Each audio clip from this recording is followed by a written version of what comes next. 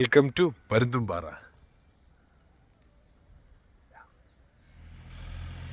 Hi guys, നമ്മൾ ഇന്ന് രാവിലെ തന്നെ എണീറ്റ് പോകുന്നത് പരുന്തുംപാറയിലേക്കാണ്.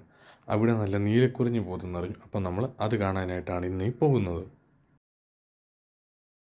അങ്ങനെ മുണ്ടക്കയം എത്തിയപ്പോൾ നമ്മളവിടെ പമ്പിൽ ഡീസൽ അടിക്കാൻ കയറിയിട്ടുണ്ടായിരുന്നു.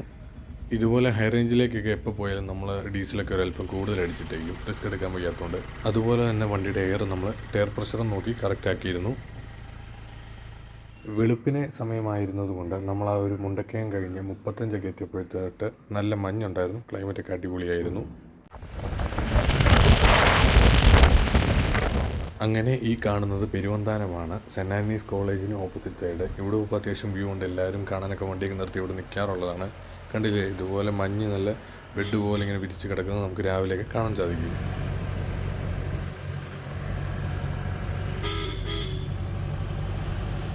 അങ്ങനെ ഇതാ നമ്മൾ വളഞ്ഞെങ്ങാനം വാട്ടർഫോൾസ് എത്തിയിരിക്കുകയാണ്.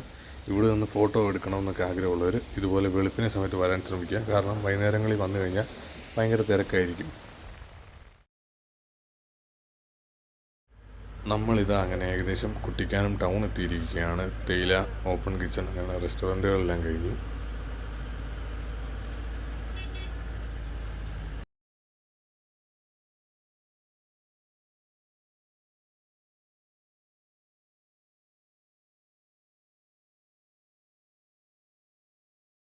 അപ്പോൾ ഇതാണ് ഗൈസ്, നമ്മളിതാ കുട്ടിക്കാനം ടൗൺ ആണ് എത്തിയിരിക്കുന്നത്. ഇവിടുന്ന് ലെഫ്റ്റിലേക്ക് ഏലപ്പാറ, വാഗമണ്ണൊക്കെ പോകുന്ന റൂട്ടും വലത്തേക്ക് കുമളി, തമിഴ്നാട് പോകുന്ന റൂട്ട്. നമുക്ക് പരുന്തുംപാറ പോകാനായിട്ട് ഇവിടുന്ന് റൈറ്റാണ് പോകേണ്ടതും. കണ്ടില്ലേ, ഇവിടുത്തെ ഈ പെട്രോൾ പമ്പ് അങ്ങനെ രാവിലെ ഒന്നും തുറക്കില്ല. അതുകൊണ്ട് അത് കരുതി എല്ലാവരും വരിക. അപ്പോൾ കുട്ടിക്കാനം ടൗണൊക്കെ കഴിഞ്ഞ് പാമ്പനാർ എത്തുന്നതിന് മുന്നേ റൈറ്റിലേക്ക് തിരിഞ്ഞാണ് നമുക്ക് പരുന്തുംപാറയിലേക്ക് കയറേണ്ട വഴി.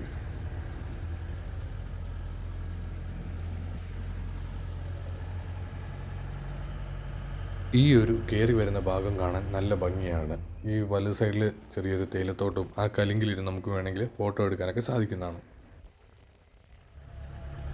കുറച്ചങ്ങ് മുകളിലേക്ക് കയറി കഴിഞ്ഞ് നമ്മൾ ഓരോ സൈഡും തപ്പിയാണ് പോകുന്നത്. കാരണം നമ്മളും പോയില്ല, അതുകൊണ്ട് നമുക്കറിയില്ല ഈ പൂവ് എവിടെയാണ് നിൽക്കുന്നതെന്ന്.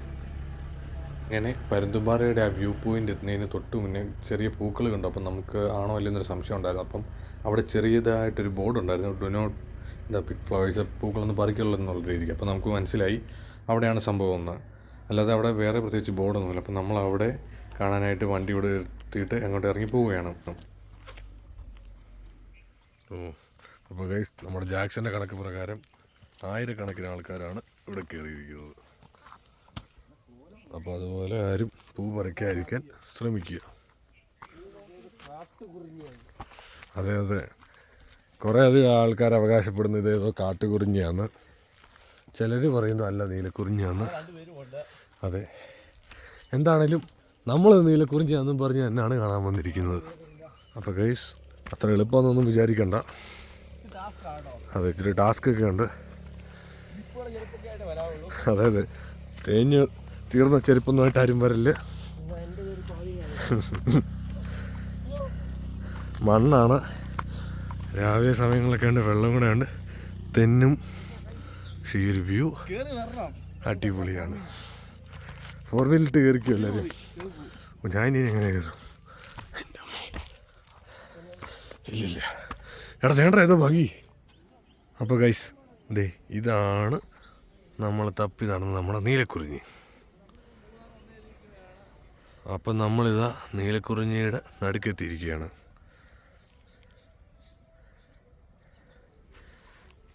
ഇവിടെ ഇഷ്ടം പോലെ നീലക്കുറിഞ്ഞി പൂക്കളായിട്ട് നിൽപ്പുണ്ട്.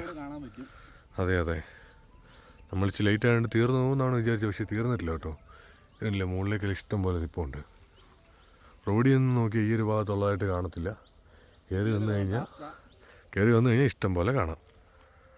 അപ്പോൾ അതുപോലെ തന്നെ ഇവിടെ വന്നു കഴിഞ്ഞാൽ നല്ല അടിപൊളി വ്യൂ ആണ്. ഈ ഒരു മുകളിലേക്ക് കയറി വന്നു കഴിയുമ്പോൾ ഇഷ്ടം പോലെ പൂവുണ്ട്. അതായത് നമ്മൾ താഴേന്ന് കണ്ടതല്ല, ഒത്തിരി എന്ന് വെച്ചാൽ ഒത്തിരി അധികം പൂക്കൾ ഇവിടെ എല്ലാം നിൽപ്പുണ്ട്. അതുപോലെ തന്നെ ഇവിടുത്തെ വ്യൂ അടിപൊളിയാണ്. ഇത് കണ്ടില്ലേ, ഇവിടെ എന്തൊക്കെയോ റിസോർട്ടുകൾ അങ്ങനെ എന്തൊക്കെയോ പണിയുന്നുണ്ടെന്ന് തോന്നുന്നു. പിന്നെ അതുപോലെ തന്നെ ഇതാ ഈ കാണുന്ന മലനിരകൾ, മഞ്ഞ് അടിപൊളിയാണ്. നമുക്ക് ഒരാഴ്ചയിൽ ഒരു വിസിറ്റായിട്ട് വേണമെങ്കിലും വരാം. അതെ, രാവിലെ വന്നു കഴിഞ്ഞാൽ ഇതുപോലെ മഞ്ഞ കിട്ടും. ഈവനിങ്ങും ഉണ്ട്, ഇതിലുപോലെ നല്ല മഞ്ഞ് കിട്ടും. പക്ഷേ ഈ കാണുന്നതാണ് നമ്മുടെ പരുന്തുംപാറ. ഈ ഒരു ടൗൺ, നമ്മളെപ്പോഴും പരുന്തുംപാറയിൽ പോയി വ്യൂ കാണത്തില്ല, ആ ഏരിയ ആണിത്.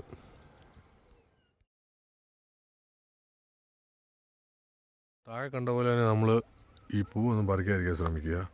നമ്മൾ ഈ വഴിയിൽ ഒത്തിരി ചെടി ഓരോരുത്തർ പറിച്ചിടുന്നതൊക്കെ കണ്ടു. ഇതൊക്കെ ഒരു വെറൈറ്റി ആയിട്ട് വല്ലപ്പോഴും ഉണ്ടായി വരുന്നുണ്ട്. അതുകൊണ്ട് നമ്മളതൊന്നും കളയാതിരിക്കാൻ ശ്രമിക്കുക. പിന്നെ ഇത് കണ്ടില്ല, ഇതുപോലെ കുപ്പി, പ്ലാസ്റ്റിക് വേസ്റ്റ് ഇതൊന്നും ഇട്ട് ഇവിടെ മലിനമാക്കി മറ്റുള്ളവർക്ക് കൂടെ തടസ്സമാക്കാതിരിക്കാൻ എല്ലാവരും ശ്രമിക്കുക.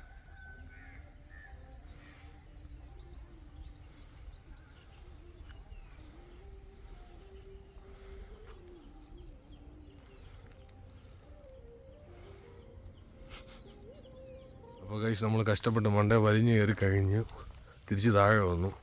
അപ്പോൾ അവിടെ വെച്ച് നമ്മൾ നമ്മുടെ സുഹൃത്തിനെ വിളിച്ചപ്പോൾ പറഞ്ഞു ഏറ്റവും മുകളിൽ വണ്ടി ചെല്ലുമെന്ന്. അപ്പോൾ നമ്മളിനി ആ ഒരു വഴിയാണ് അടുത്ത് നോക്കാൻ പോകുന്നത്. അപ്പോൾ ഇനി നമുക്ക് അടുത്ത എളുപ്പമുള്ള വഴി നോക്കാം. ഇതാണ് എല്ലാം നല്ല നീലക്കുറിഞ്ഞിയാണ്.